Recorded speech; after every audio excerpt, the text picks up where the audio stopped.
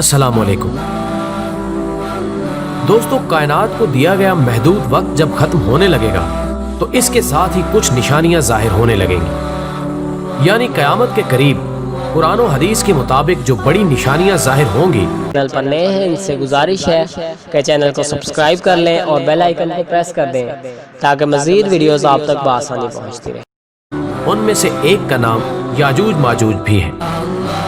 ये याजूज माजूज कौन थे, कहाँ आबाद थे और कहाँ कैद हुए, इस पर सालों से बहस मुबाहिसे जारी हैं और गुजरी कई नस्लों और मौजूदा लोगों ने अपने अपने अंदाज में और अपने झूठे सच्चे नजरियात के मुताबिक याजूज माजूज के खरूज के हवाले से बहुत सी स्टेटमेंट्स जारी की हैं। किसी नजरिए के मुताबिक इनका खरूज बहुत पहले हो चुका है तो किसी के मुताबिक इनका खरूज मुस्तकबिल करीब में होगा।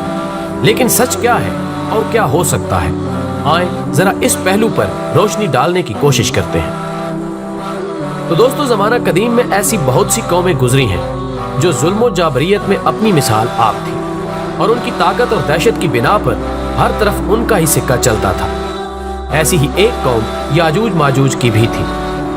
जुल्म और जाबरियत की दास्तान रकम करती ये कौम कोई और मखलूक नहीं बल्कि आदम ही की औलाद थी। बाज़ मुफक्किरीन के मुताबिक ये कौम हजरत नूह की औलाद में से है। हजरत नूह के 3 बेटे थे जिसमें एक का नाम याफस था। याफस के 12 बेटे थे और उनमें 2 का नाम याजूज माजूज था और उन्हीं से याजूज माजूज की नस्ल चली। इसके अलावा याजूज माजूज के साथ ही जो अहम नाम ज़ेरे तज़किरा आता है वो हजरत ज़ुल्क़ुरनैन का है। नाज़रीन गिरामी, हजरत ज़ुल्क़ुरनैन के बारे में कहा जाता है कि ये कोई नबी नहीं बल्कि अल्लाह के एक नेक बुजुर्ग बंदे और बादशाह थे जिन्हें ज़ुल्क़ुरनैन का लक़ब चंद वजूहात की बिना पर दिया गया। एक तो ये कि वो ज़मीन की 2 इंतहाओं में सफ़र किया करते थे, यानी मशरिक़ और मगरिब के दरमियान, और बाज़ के मुताबिक ये लक़ब रोम और पेरिस पर हुक्मरानी के बायस अता किया गया और बहादुर और ताकतवर बादशाह होने के नाते दुनिया भर के बादशाह उनके ताबे थे और उनके खालाजाद भाई हज़रत खिज़र अलैहिस्सलाम उनके खास वज़ीर थे। हज़रत ज़ुल्क़ुरनैन अक्सर हालत सफ़र में रहते और इसी दौरान वो एक सल्तनत में पहुँचे जहाँ तुर्क आबाद थे। ये सल्तनत आर्मीनिया और आज़रबाईजान की सरहद के करीब वाक़ है। वहाँ 2 पहाड़ों के दरमियान एक जगह थी जिसमें एक कौम आबाद थी जो तुर्कों का कत्लेआम किया करती थी और अपनी शरपसंदी और फितना अंगेज़ी के बायस बहुत मशहूर थी। ये कौम हर तरह की बुराइयों और शर अंगेजियों का मजमुआ थी और इंतहाई ताकतवर कौम थी जिसका मुकाबला किसी के बस की बात नहीं थी। ख़वातीनो हज़रात, याजूज माजूज के इस दुनिया में दोबारा खरूज की अहमियत का अंदाज़ा इस बात से भी लगाया जा सकता है कि दजाल जो कि क़यामत की बड़ी निशानियों का मरकज़ है, लेकिन इसका तज़किरा कुरान में कहीं भी नहीं मिलता, लेकिन याजूज माजूज का जिक्र कुरान में तफसीलन मौजूद है।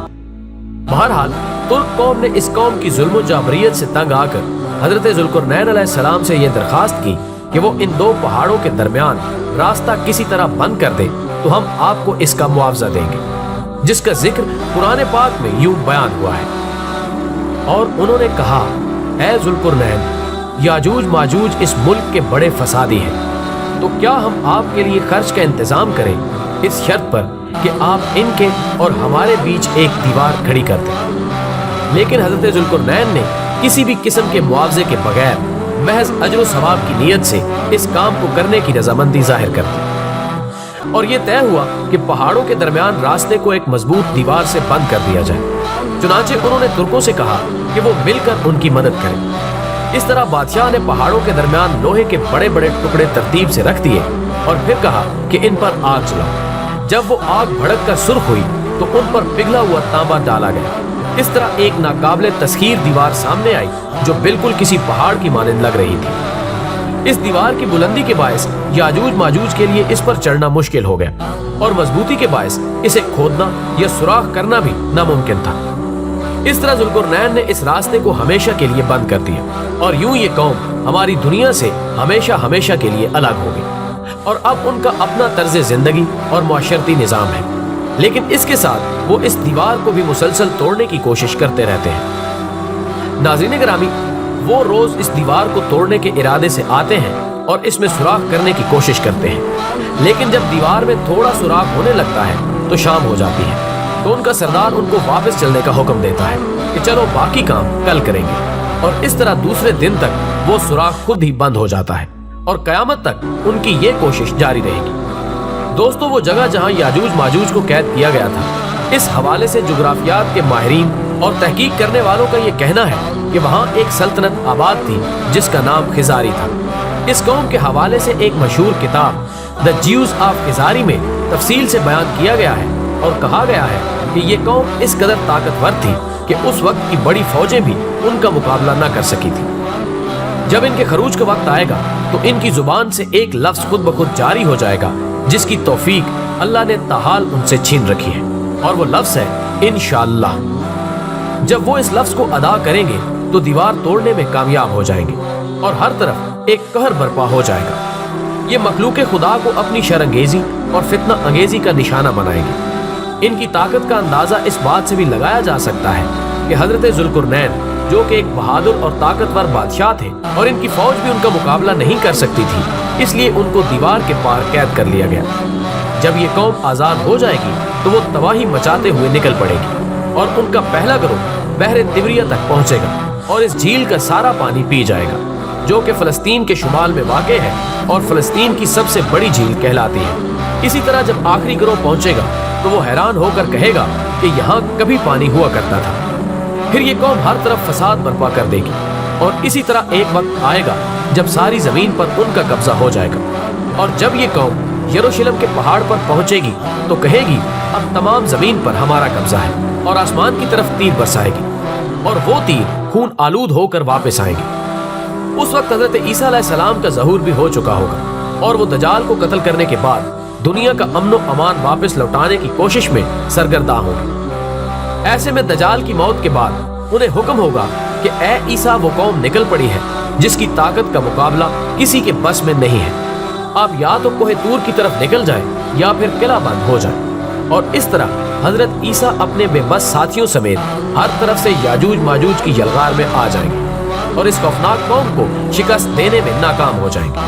لوگ قطار در قطار اس قوم کے ساتھ شامل ہوتے چلے جائیں گے اور 1000 میں سے 900 لوگ یاجوج ماجوج بن جائیں گے۔ خواتین و حضرات، حضرت زینب رضی اللہ تعالی عنہ فرماتی ہیں کہ حضرت محمد صلی اللہ علیہ وآلہ وسلم نے ایک بار فرمایا تھا کہ عربوں کے لیے تباہی ہے اس شر سے جو بہت قریب آ چکا ہے، اور اس کے ساتھ ہی انہوں نے اپنی انگلی سے حلقہ بنا کے دکھایا اور کہا کہ یاجوج ماجوج کی دیوار میں اتنا سوراخ کر دیا گیا ہے۔ تو حضرت زینب رضی اللہ تعالی عنہ نے فرمایا کہ یا رسول اللہ، کیا ہم تباہ ہو جائیں گے حالانکہ ہم میں سے بہت سے نیک لوگ ابھی موجود ہیں؟ تو حضرت محمد صلی اللہ علیہ وآلہ وسلم نے فرمایا ہاں، جب خباثت بہت زیادہ ہو۔ صحیح بخاری۔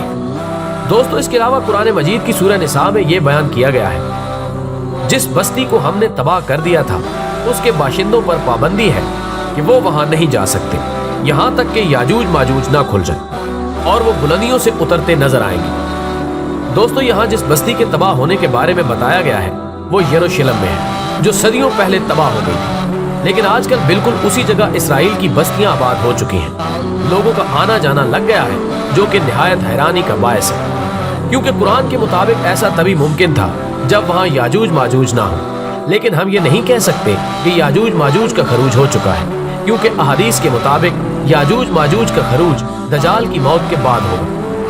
بہرحال سوال یہ پیدا ہوتا ہے کہ آخر اس قوم کا خاتمہ کیسے ہوگا؟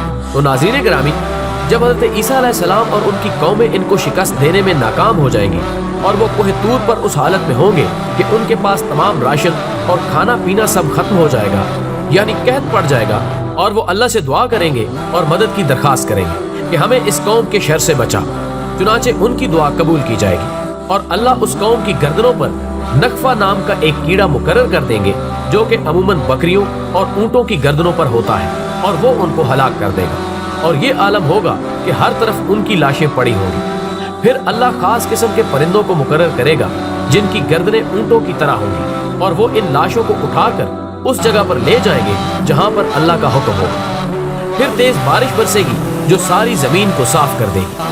پھر زمین کو حکم ہوگا کہ اب صاف و شفاف پھل ہوگا، اور اس کے بعد یہ عالم ہوگا کہ زمین میں ہر طرف ہریالی لوٹ آئے گی۔ پھل اس قدر ہوں گے کہ ایک انار بہت سے لوگوں کے لیے کافی ہوگا، اور مویشیوں کا دودھ पूरी बस्ती के लिए काफी होगा। याजूज माजूज की मौत के साथ अमन लौट आएगा और जंग खत्म हो जाएगी। इसके बाद 7 साल तक ये सुकून बरकरार रहेगा और इसके बाद वो दिन आन पहुंचेगा जिसका वादा किया गया था, यानी इसके बाद क़यामत के कायम होने में कोई शक व शुबा बाकी नहीं रहेगा। उस वक्त तौबा के तमाम दरवाजे बंद हो जाएंगे और किसी की तौबा कबूल नहीं की जाएगी। अल्लाह से दुआ है कि वो हमें इन बुरी कौमों के शर से महफूज रखे और हालत ईमान में मौत अता फरमाए। नाज़रीन गिरामी, वीडियो पसंद आने की सूरत में इसे ज़्यादा से ज़्यादा लाइक करके हमारी हौसला अफजाई करें और वीडियो को फेसबुक और व्हाट्सएप पर शेयर करने में हमारा साथ दें। हमारी अगली वीडियो आने तक अपना, दोस्तों और गिरदो नवा के लोगों का बहुत सारा ख्याल रखिएगा। अल्लाह हाफिज़। चैनल पर नए हैं इनसे गुजारिश है कि चैनल को सब्सक्राइब कर लें और बेल आइकन को प्रेस कर दें ताकि मज़ीद वीडियोस आप तक बआसानी पहुंचती रहे।